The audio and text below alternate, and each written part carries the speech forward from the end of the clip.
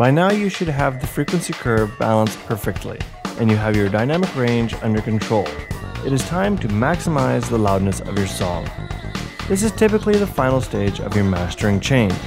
There are several plugins on the market that can take care of this task quite effectively, some of course better than others. However, no matter which product you choose, they all have the same method as to how they work. They are brick wall limiters with a gain control that allow you to increase the overall volume without going over a predetermined threshold.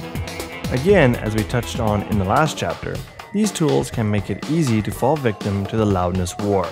Back in the days of analog recordings, tape and LPs had a lower tolerance to hot RMS levels. If the levels got too hot, there would be saturation and distortion. Therefore, the levels had to be kept within a certain range. However, with the digital medium, the tolerance to hotter and louder recordings has increased.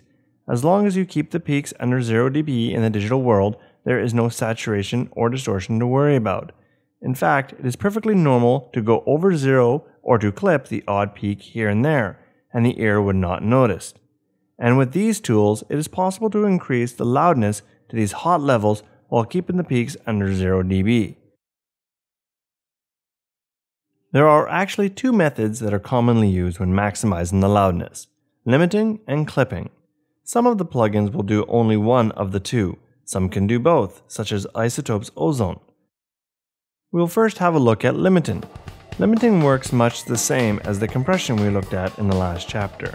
The main difference is the ratio in the attack settings. A limiter will typically have a fixed and very fast attack setting as well as a high ratio. The job is not to allow any peaks to go beyond the threshold setting. Here I have demonstrated what such a limiter would look like. Often these limiters will have a release setting which allows you to smooth out compression of the limiter. As a general rule here, the more limiting that is applied, the longer the release setting should be so that the audio does not have any pumping. Another tool that can be used to maximize the loudness is a clipper. A clipper works by basically clipping the peaks at a predetermined threshold as opposed to compressing them. The advantage of a clipper over a limiter is that you are not actually compressing the audio, so there's no need to worry about release times or any other artifacts introduced by compression. There are two types of clippers: soft clipping and hard clipping. Soft clippers work by gradually reducing the volume as the peaks begin to reach the threshold. This allows the clip to have a softer sound and can resemble the natural saturation that can be found with analog devices and tape recordings. Here I am demonstrating how the clipper works with GVST's G-Clip. This is an excellent freeware clipper that has both hard and adjustable soft clipping. Which method you choose will largely depend on your personal taste and the style of music you are working with, or even at the request of a client.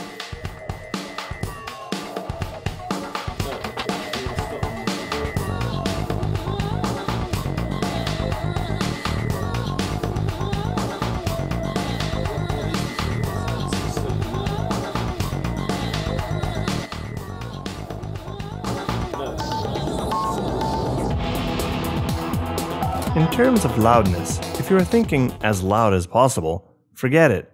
In fact, too loud will cause ear fatigue and will create the listener to actually lose interest in listening to your music. So how loud should it be? This has been under debate, but a few respected mastering engineers in the industry have proposed a set of standardizations for the loudness of music material. For example, Bob Katz has put forward to the industry his idea on loudness standards, known as the K-meter system. This particular system, personally, I find to be a great proposal and a great guide when maximizing the audio levels. In this demonstration, I'm going to show a few different plugins to maximize the levels. The first one I'm using here is once again iZotope's Ozone. I have set the maximizer to be a clipper as opposed to a limiter. The Ozone maximizer also comes with a histograph that shows you the RMS levels of your audio over the last few seconds. This helps you get a good idea of how much gain you need to apply.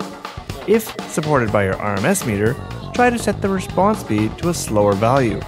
This will be easier to see how much gain is required than if your meter was responding faster. Blue Cat Audio Digital Peak Meter is great for this. Before you start applying any gain, make sure your threshold is set to just under 0 dB. I'll typically set my threshold to -0.01 dB.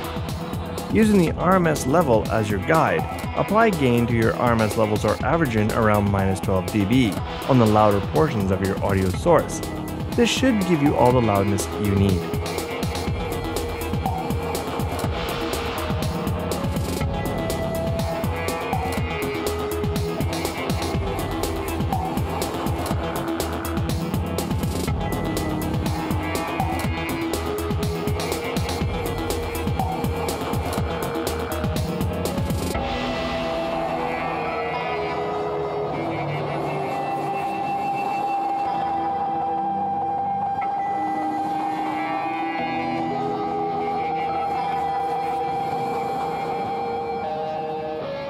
Another thing that would be a good idea to check into when choosing your RMS meter or even your limiter or clipper is to see if there's support for the K-meter system. As the system is being widely accepted, there are a few plugins now that will allow you to adjust the output meter to follow these standards. For example, with Voxino's Span, you can select the meter type to match one of the K-metering standards. When the song is played through, this meter will show you a plus or minus value. If it is minus, then you have more room to increase your loudness. If it is positive, then it's too loud. In other words, try to get it to 0 dB to meet the K-meter standards. Again, depending on the loudness maximizer you are working with, you may have some additional features that are available to you.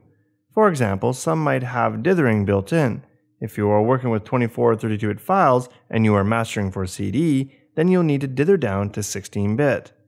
There may be other options, such as Ozone that has a DC filter to ensure that there are no DC offset errors in the final output. So by this point, we have taken a look at the 3 most common steps when mastering.